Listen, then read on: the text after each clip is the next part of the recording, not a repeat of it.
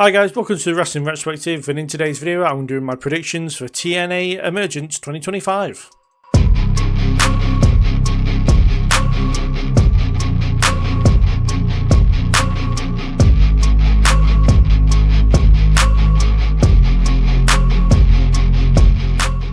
So first up we have the hometown man, who could be Cody Dean, but we don't really know, taking on Ryan Nemeth. And for me, this is a kind of match that I don't really feel like matters all that much. It has a much better place on Impact than it would on a special event. But as far as the winner goes, I think it'll be Ryan Nemeth. I feel like having that kind of big heel win and the heel that no one can stand in Ryan Nemeth get the win over such a fan favourite in that hometown man, I feel like makes the most sense here. Then maybe they have another match on Impact where the hometown man gets his win back. But yeah, say for me, it's a real, like, this match doesn't matter all that much. Like, no offense to the two guys involved, I'm sure to them it matters a lot. But yeah, for me, I feel like no matter which way it goes, it doesn't really matter all that much. But just for the sake of picking, I'm going to go with Ryan Nemeth to get the win. Following that, we have the Elegance brand defending the TNA Knockouts Tag Team Championships against Lei Ying Lee and Zaya Brookside, Fatal Influences Fallon Henley and Jasmine Nix, and The Inspiration. And yeah, for me, this is kind of a difficult one. I can't help but feel like Lee and Brookside are in this match to take a pin. I don't think they're going to face or prove to be any kind of threat to the championships. I don't think they're walking away with the titles. I probably am going to be wrong about that now I've said it. But yeah, I can see them just being in there for maybe for Zaya to take the pin, in my opinion. That's the way I'm looking at it right now. Do I think the Elegance brand are going to retain the titles? No, I thought they should have probably lost them to the Inspiration at Slammiversary, but they didn't. I feel like they probably will lose them here though. But for me, it comes down to two teams. It comes down to the Inspiration, who I feel like, really made the Knockouts Tag Team Championships what they are now, as far as their second run goes, because obviously the tag team titles were around way in the early 2000s. But when they brought them back for this run they're on now, the Inspiration had them for a while. I feel like giving them back to Cassie and Jessica would make a lot of sense, and it's my preferred option. But looking at how TNA and NXT have been looking recently, it would not shock me at all if they put the titles on Fatal Influence, especially as JC has the Knockout Championship. So for me, it's between the Inspiration and the Fatal Influence. But as of right now, my head is swaying more towards the Inspiration, just because I can't imagine they're going to put all the titles from TNA on NXT Superstars. But then it wouldn't shock me if they did that either. So, this is really going to be a non-shocking show for me. But no, for me, I'm going to go with the Inspiration to get the win again. Hopefully, I'm a big fan of the Inspiration as well. Massive fans of the Iconics when they were around in WWE as well. So yeah, for me, I'm going to go more over personal preference and go with the Inspiration to get the win. But if Fatal Influence walks out as champions, I will laugh, because it will be so funny to see like the majority at this point championships for TNA on NXT Superstars.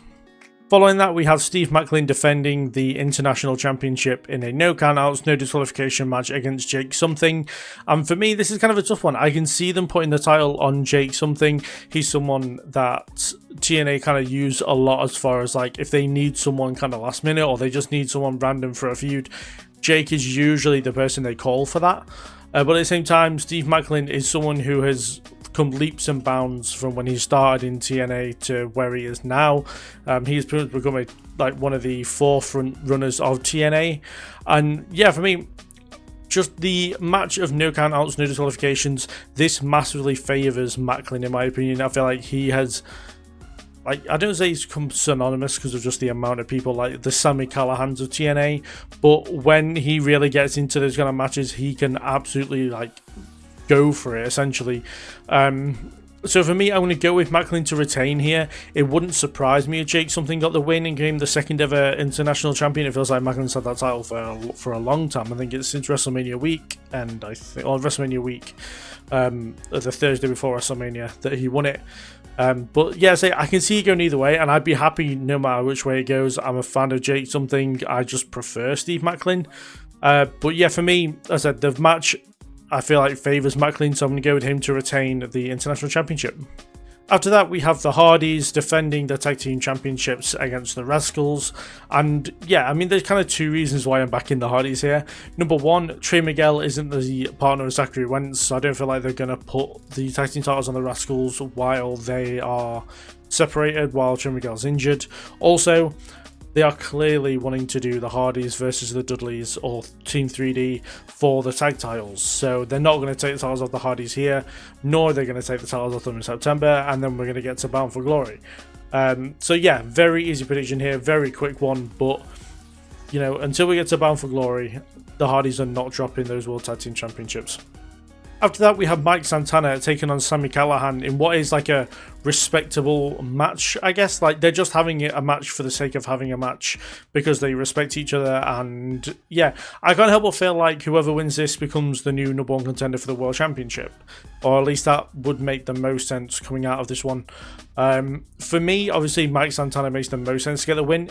But yeah, it's kind of like if Santana gets the win, he pins a former world champion, and you know, it elevates his stock going to back into the main event scene. And pretty much same for Sami Callihan. If he gets a win, he kind of puts his career back on track after a bit of a lull phase at the minute in TNA, and maybe he challenges Trick or Moose for the world championship after this. And then obviously, because I feel like we're going to have one more TNA Plus special in September, and then it's Bound for Glory. Which I assume then Santana gets the World Championship. So either way, I feel like this match will benefit whoever gets the win probably the most more than anyone on the show, apart from the championship matches. As far as winners go, I feel like it'd be silly not to back Santana here. Like, I am a big fan of Sami Callihan. He's one of the reasons why I kept watching TNA, like, kind of when it was at his lull phase. You know, his feud with Penta was awesome. Very much enjoyed that. But yeah, I mean, as much as I really like Sami Callihan and I love the way he wrestles and the Extreme matches are awesome, I am going to go with Mike Santana to get the win here to kind of put himself back into that main event scene and start getting wins on the board again. After that, we have Leon Slater defending the X Division Championship against Cedric Alexander. Very surprised that Mustafa Ali isn't in this match. I would have loved to see a triple threat match between the three of them. But as far as match quality goes, I feel like this is the dark horse. I don't know if it's the dark horse, actually. I think this is most likely to be match of the night. I feel like these two are going to go out there and absolutely kill it and have an absolutely fantastic match. As far as the winner goes, they're not going to take the title off Leon Slater so quickly after him winning it. Maybe Mustafa Ali comes out and costs Cedric Alexander the match, and then we kind of have that feud continue within the realm of the X Division Championship. But yeah, for me, I don't think there's any doubting that Leon Slater's going to keep the championship and probably have it for a while. I don't think he'll have it as long as Moose had it, but I can't see him dropping it after his first defense, or at least his first defense on a major show. So yeah, I said I'm looking more forward to the match than I am the result. I said I do wonder about Mustafa Ali getting involved here, but yeah, for me, Leon Slater is not losing that title. And finally, in the main event, we have Trick Williams defending the TNA World Championship against Moose. And this is a weird one. I didn't expect them to do this on a TNA Plus event. For me, when I think of current day TNA, the first person's face that comes up when I think about it is Moose. So I thought that they might give this match a pay-per-view feel. I was very surprised they didn't do it at Slammiversary, but then it made sense with Moose being X Division champion. But then they could have done the whole option C thing with the X Division Championship and given Moose that world title match at Slammiversary. But they didn't go down that way and they had a decent triple threat match instead. But this is solely based on the fact that this is happening on a TNA Plus event, that Trick Williams is retaining here. I don't think they're going to have the big crowning moment of the person that saves TNA win the World Championship from Trick on a TNA Plus event. I feel like they're going to have it done on pay-per-view. Just like I said about Slammiversary, they're probably going to do it at Bound for Glory as it's their biggest event of the year. But yeah, it's kind of weird how they're doing this already. I expected Moose to be one of the major players going into Bound for Glory, and maybe he still will be, but yeah, for me, I think it's a match I'm very looking forward to. I feel like these two are going to absolutely go in the ring, and I look forward to seeing, as of recording tonight on NXT, what they do as a team, but I feel like Trick's just going to end up leaving them, and that'll be it. Obviously, you guys all know by now because this uploads the morning after NXT. But yeah, for me, it just makes the most sense how Trick retain here. He keeps it up till Bound for Glory, and then the person, a bit like how AEW have done with the whole Hangman saving AEW from Moxley on the biggest show of the year, they'll have whoever they choose, hopefully Santana, take the title from Trick Williams at their biggest show of the year, which is of course Bound for Glory. So yeah, for me, just based on that alone, that's why I got Trick to win. But it's a bit of a shame. I would like to see Moose kind of in a better position when he challenged for it, rather than, like, say, rather it be a TNA Plus event, it'd be a pay-per-view. So those are my predictions for TNA Emergence 2025. Do put down in the comments below what your predictions are, or anything you want to discuss about it in the comments.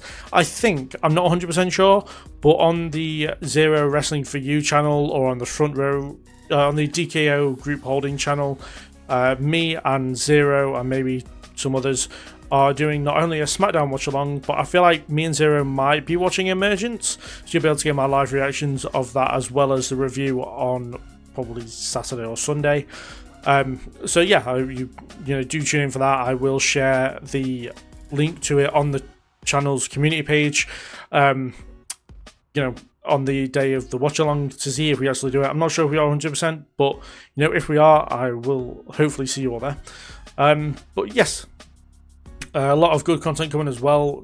Uploaded yesterday was my review of NXT TakeOver New York in 2019. Absolutely fantastic show. Do go check out my thoughts on that.